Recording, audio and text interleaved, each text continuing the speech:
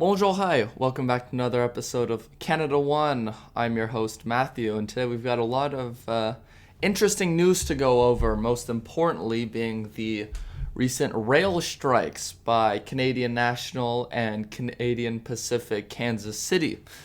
Essentially the only two rail lines that operate in Canada and have a complete duopoly over the entire industry.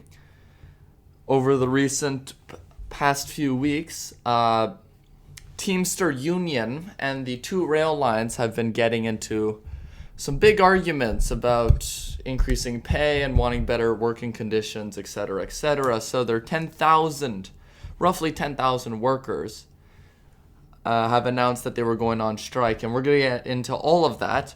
But first, I have two pieces of news one in particular that I really wanted to share, because it's almost like something not only I said, but something someone very controversial has said in the past, and everyone called him a conspiracy theorist, crazy person, and it turns out he was right.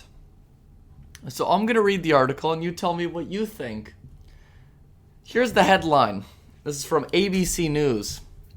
U.S. government report says fluoride at twice the recommended limit is linked to lower IQ in kids. Now, is that similar to what a certain person said? Who said this and then was called? I think his name was Alex. Oh, interesting. A U.S. government report expected to stir debate concluded that fluoride in drinking water at twice the recommended limit is linked to lower IQ in children. The report, based on an analysis of previously published research, marks the first time a federal agency has determined, quote, with moderate confidence, end quote, that there is a link between higher levels of fluoride exposure and lower IQ in kids. While the report was not designed to evaluate the health effects of fluoride in drinking water alone, it is striking acknowledgement of a potential neurological risk from high levels of fluoride. Fluoride is meant to strengthen teeth and reduce cavities by replacing minerals lost in normal wear and tear. According to the U.S. Center for Disease Control and Prevention, obviously we know that is the peak source of information anyone should be going to. The addition of low levels of fluoride in drinking water has long been considered the greatest public health achievement of the last century. No? Okay. What? In the last century? Penicillin, the polio vaccine, smallpox vaccine. What the hell are they talking about? These people are insane. Quote, I think this report is crucial in our understanding, end quote, of this risk, says Ashley Mallon, a University of Florida researcher who has studied the effects of higher fluorine levels in pregnant women and children, which we spoke about several episodes ago. I'll remind you. She called this the most rigorous conducted report of its kind. The long-awaited report released Wednesday comes from National Toxicology Program, part of the Department of Health and Human Services. It summarizes a review of studies conducted in Canada, China, India, Iran, Pakistan, and Mexico. Yeah, a lot of those countries, I don't think they're putting a lot of fluoride in their water. That concludes that drinking water containing more than 1.5 milligrams of fluoride per liter is consistently associated with lower IQ in kids. They're saying around 2 to 5 points lower in children who have had high exposure.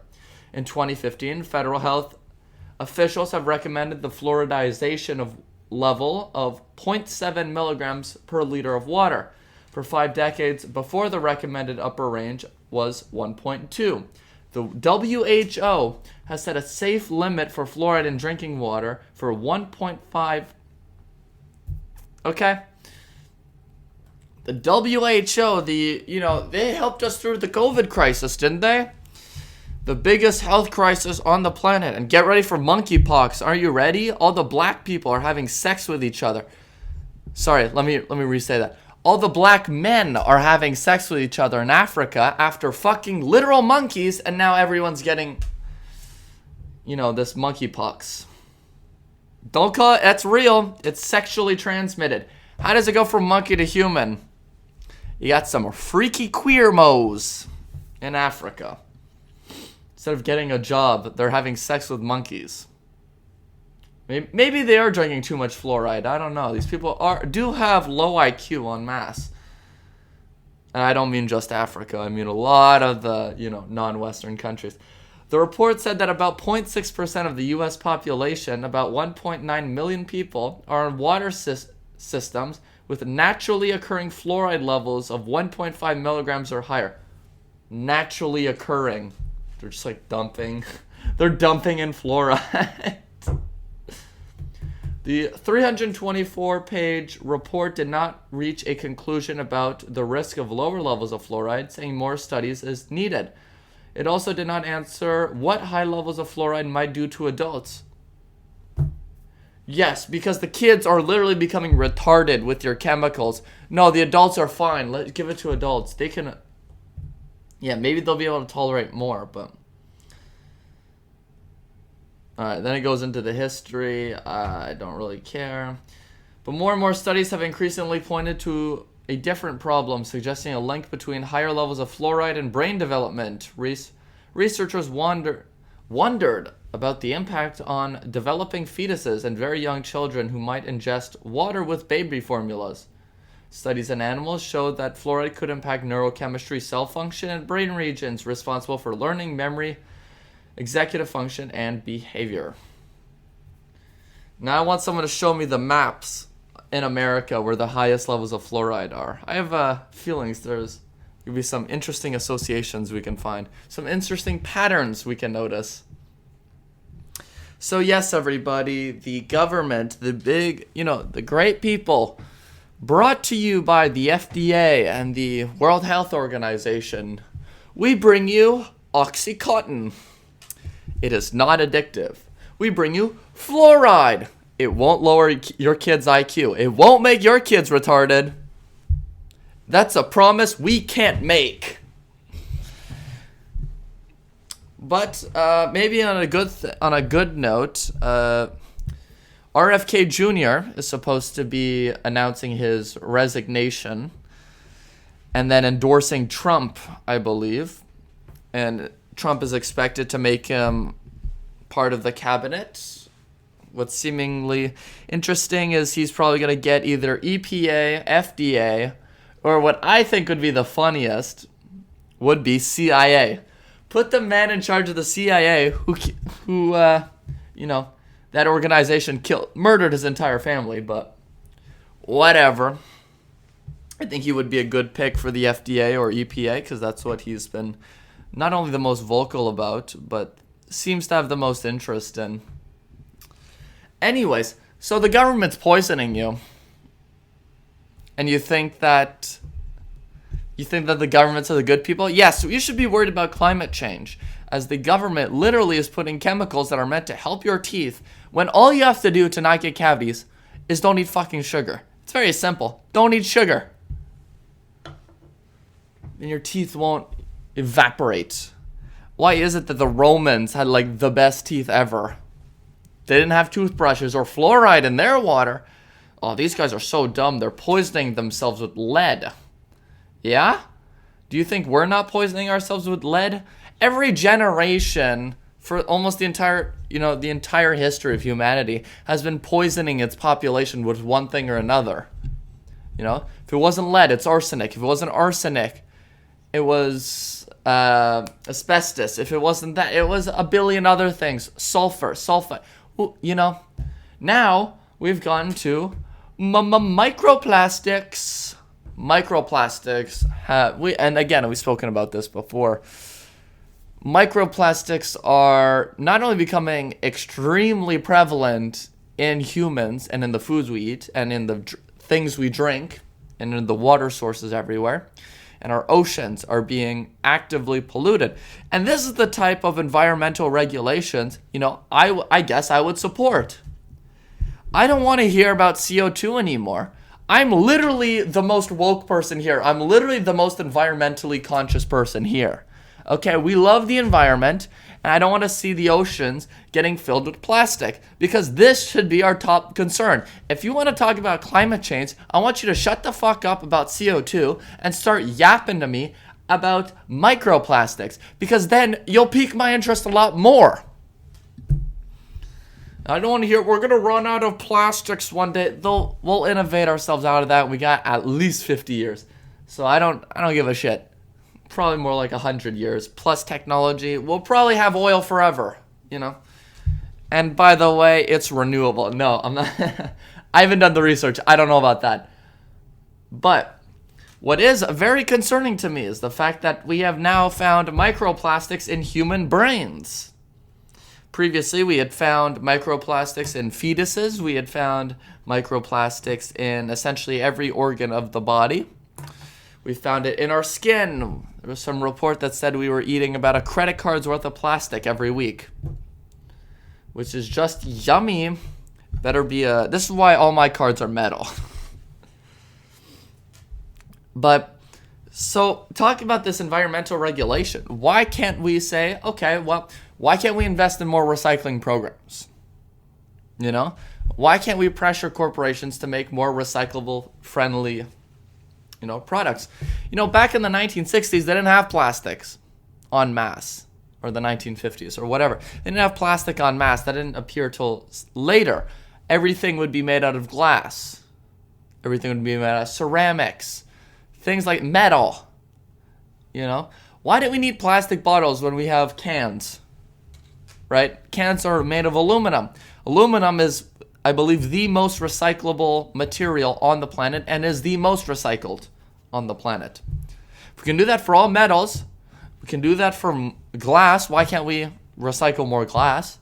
Paper, we can do that. But none of those really matter because a lot of those are more biodegradable. Plastics aren't going to fucking biodegrade. Yeah, it'll be gone in 600 years after it turned into microplastics that you've eaten for generations, and now you can't, come because your bowls are full of microplastics.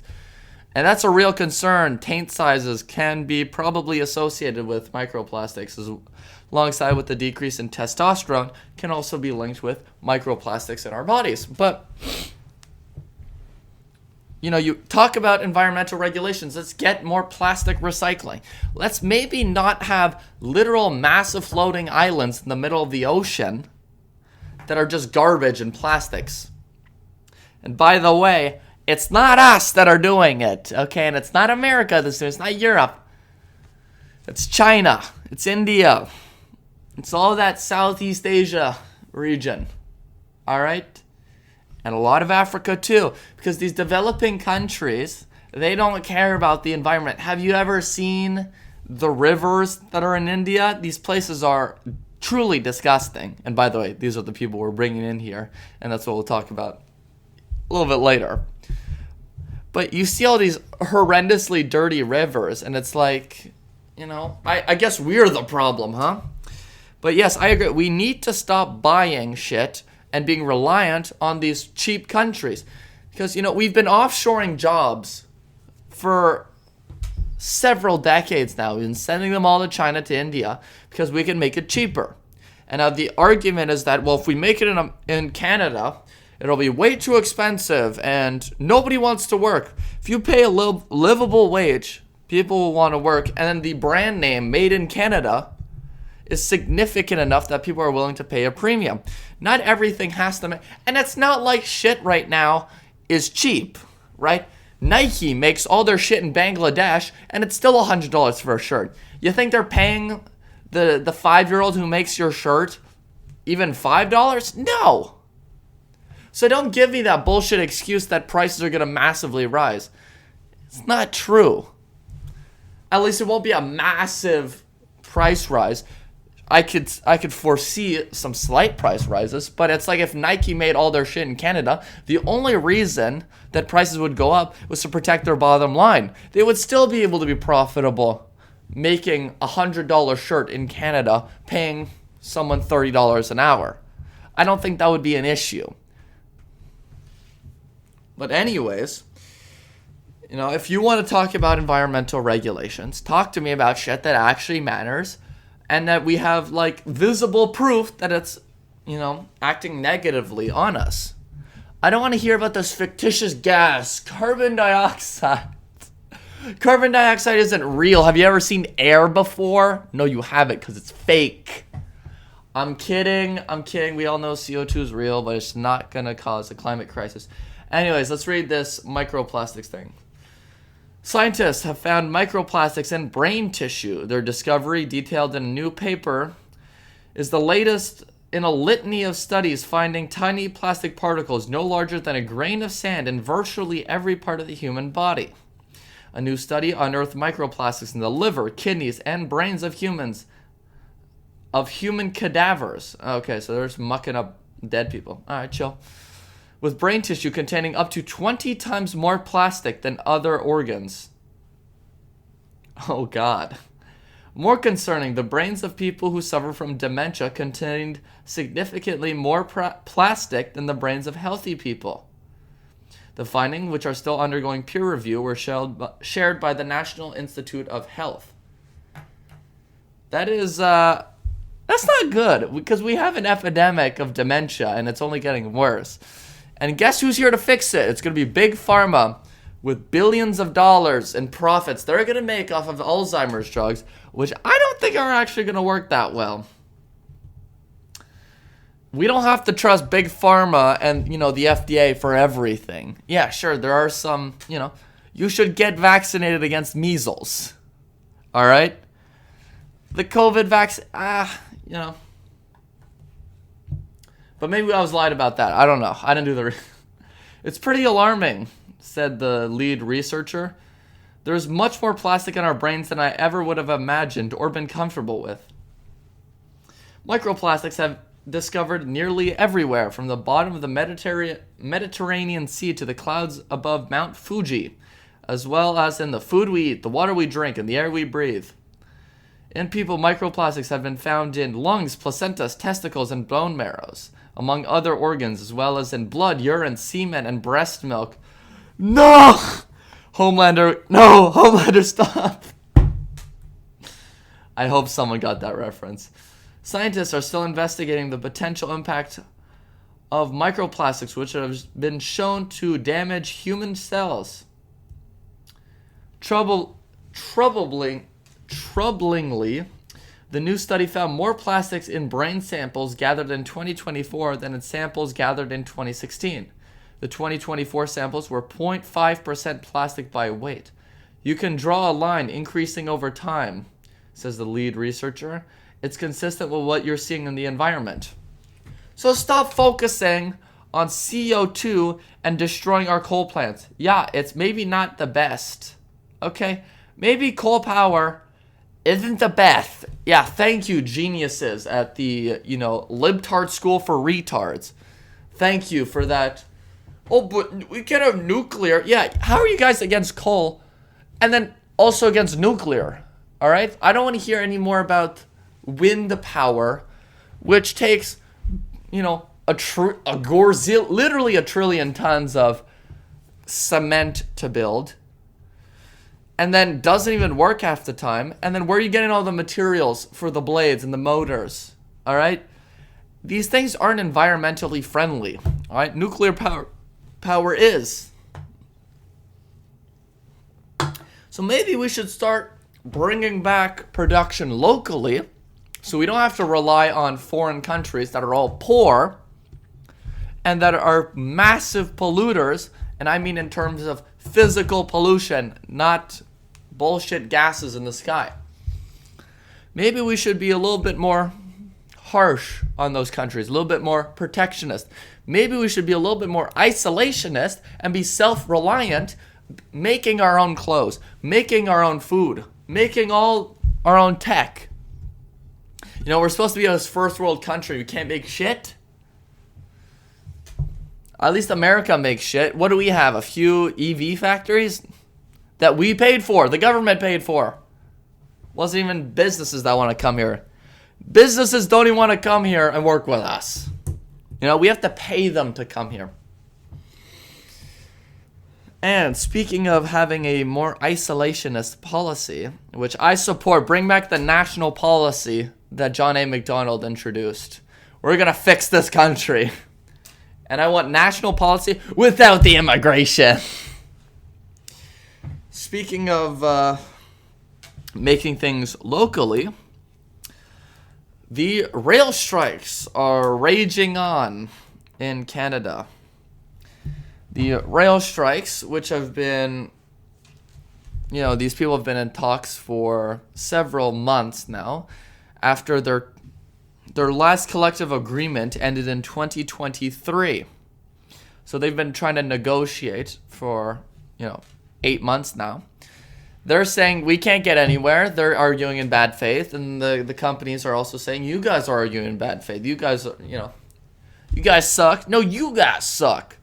That's the whole argument. A few days ago, so what happened was that they said they were going to go on a lockout, or they're going to be locked out, because they weren't going to be able to find a deal with the heads of CPKC and CN.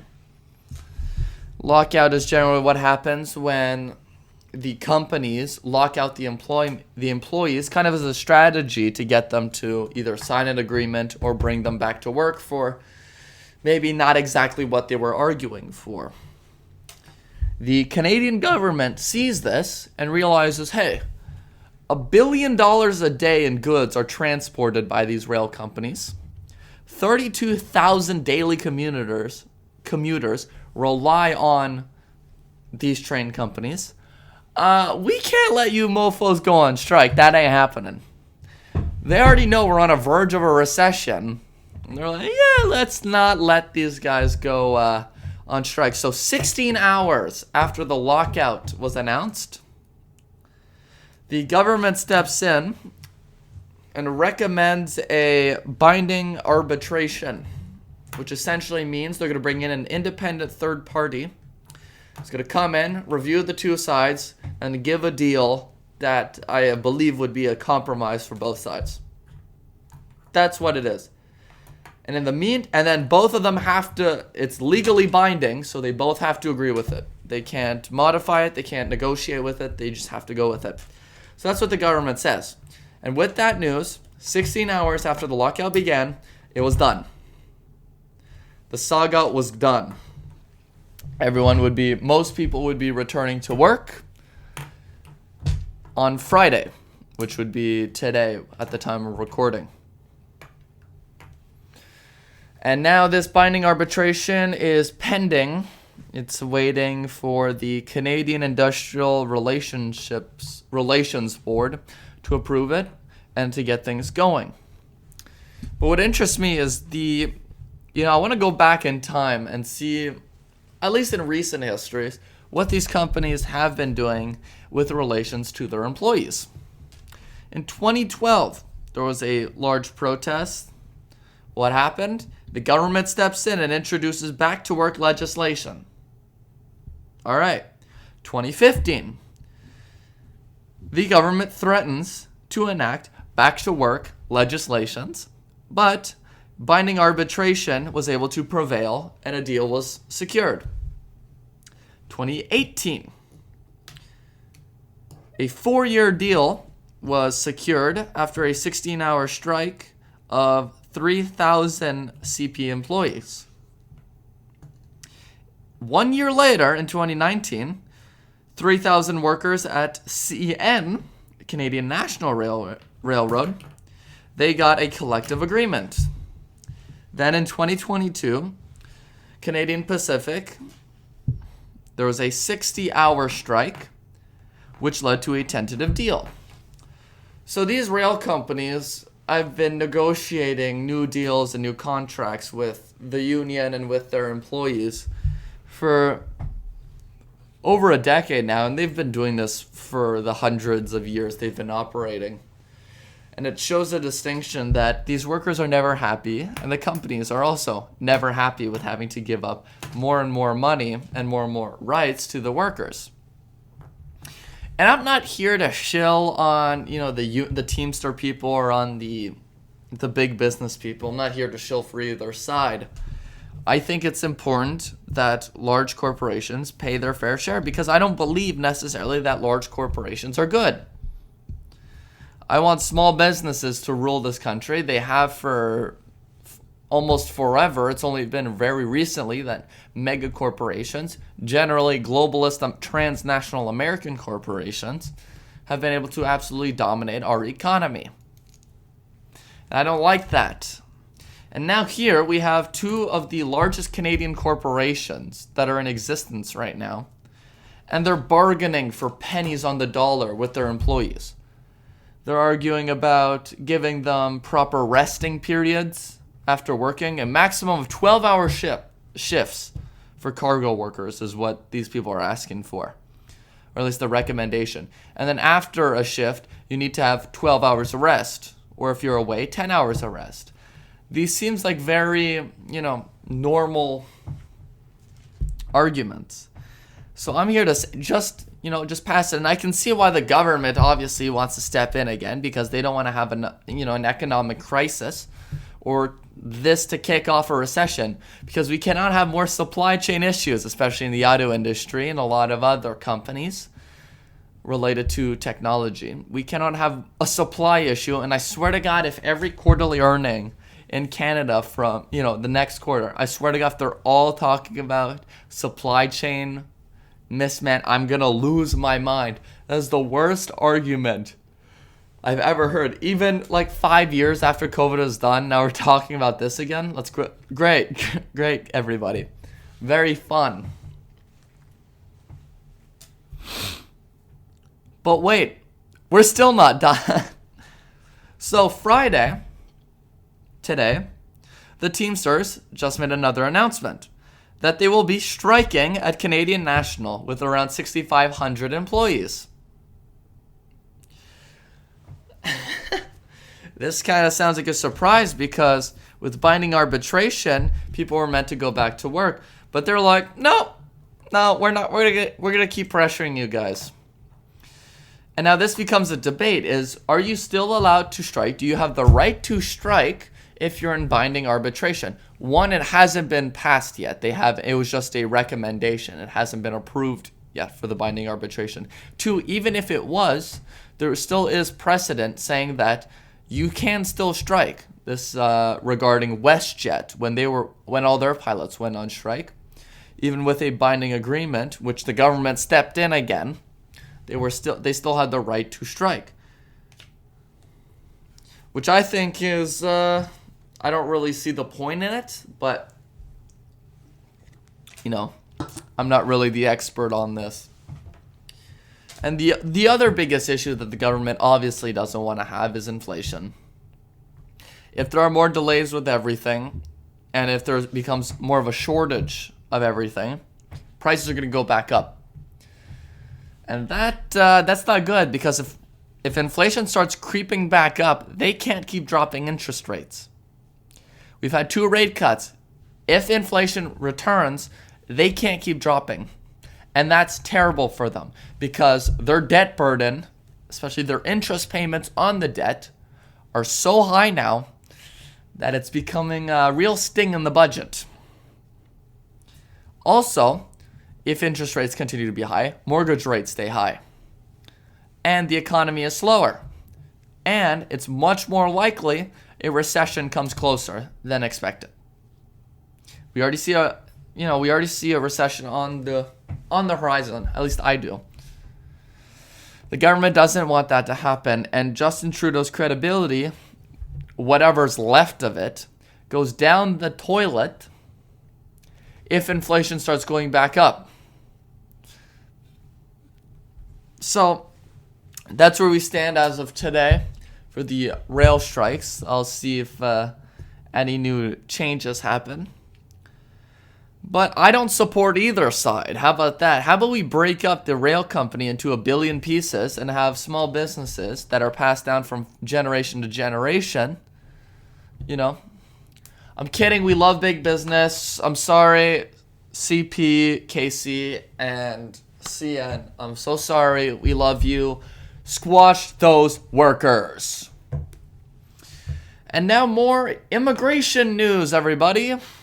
This is my favorite part of the show. It's the part of the show I like to call Get Them Out of Here. All right. This story is called Brampton Man. Let's go. As usual, Brampton, the most diverse place in Canada, and is definitely the safest place to be and the least smelly. A 31-year-old Brampton man named Brandon Ramnath Ramnath.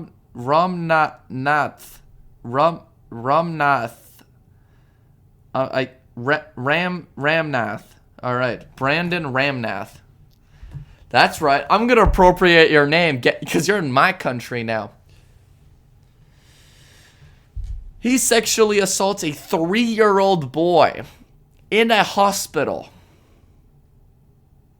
This is the quality of people. He's Indian, by the way. This is the quality of people that we have here. A 3-year-old boy, was sitting in a stroller when Brandon Ramnath shows up and starts fondling the 3-year-old child in a hospital. He then gets caught and arrested and is now facing charges for sexual assault, indecent acts, and I believe one more charge. I don't remember it. These are the quality of people we're bringing in here. Okay? These people are disgusting. This is who we're bringing in. Why is it? It's so interesting. Nobody wants to notice it. Why is it that in Great Britain, all the grooming gangs are like Pakistani and Afghan, right? It seems very interesting that there are certain groups that do a lot of disproportionate amount of crime, even in these countries. Someone want to explain that one to me? And then, story this is from Moncton, New Brunswick, a place you would never expect to be culturally enriched, am I right? 25-year-old Indian was arrested for groping a dozen people at a water park, including minors. 16-year-old girl, several other people. And then guess what? After he gets arrested, he gets released almost immediately. And now he's waiting a hearing out and about.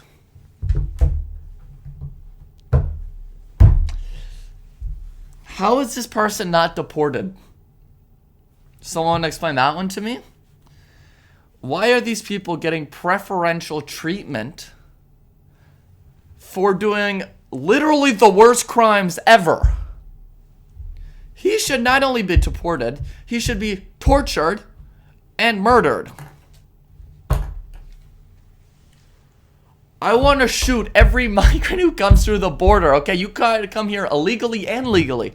You're done. Get out. We don't need any more people. And the people we have need to leave. I had my first day at CEGEP of the year. It's my second year, in fact. CEGEP, for those of you who don't know, is the equivalent of grade 12 and first year of university mixed into one for Quebec. I walk in to this school and all I see are it's completely packed. I don't know why there are so many people, way more than usual. I walk around, I hear foreigners speaking foreign languages on their phone in the school. See them talking with their friends in Arab, in Mandarin, I don't know, in different languages that are not French or English. And don't tell me they're Native American, because they're not. Then, all I see are foreigners. There are no more Canadians. And the Canadians I do see look like retarded nerds. Or they're fat. Or they look like beta cuck male. Like, it's disgusting. It's terrible. And everyone dresses like garbage. I see people I saw a guy in a wife beater, pajama pants, socks and slides for the first day of school. This is the quality. I see girls with their tits out, okay? This is the society. And then right next to it, you got women in like full burqas. Which, I mean, I guess it's more modest than whatever these white women are doing. But like, do that in your own country if you want to do that, okay? Here, we're going to bring back the Christian values. And then there's like a complete denouncement of just Christianity. And for any of you who saw that gender ideology video we posted, that genderbread person literally saw it at the school today. It was wild. And then I had to go buy a book from the bookstore. I was served by a literal transgender goth boy named Luca. I believe he has tits. Okay? This is the state of affairs that we're in right now. But no, everything's great. The Indians are just sexually assaulting people. The large corporations. So here's the problem. Okay, here's what's going on right now. We're being invaded. All right? We're being invaded through our borders with mass immigration. We're being invaded through our pocketbooks by a federal government and a government that's continuously growing and increasing and encroaching by large corporations who are nickel and diming their employees and raising prices to provide shareholder value for Americans and international investors. We've got health organizations that are poisoning our kids and telling us if we don't submit, you're the enemy. And then all while, we're supposed to celebrate the fact that there is a literal, you want to talk about genocide? Let's talk about white cultural genocide. Let's talk about the white genocide. The fact that we are being erased because the powers that be, certain 4-letter words that start with J, are starting to, they're subverting our government and trying to flood our countries with multiculturalism just so that it's safer for them. All right? Here's what I propose. Why don't we have open borders for Israel? Anyways, that's all I have for today. Thank you as always for listening. Stay Canada first. Stay CanadaOne. Catch you next time.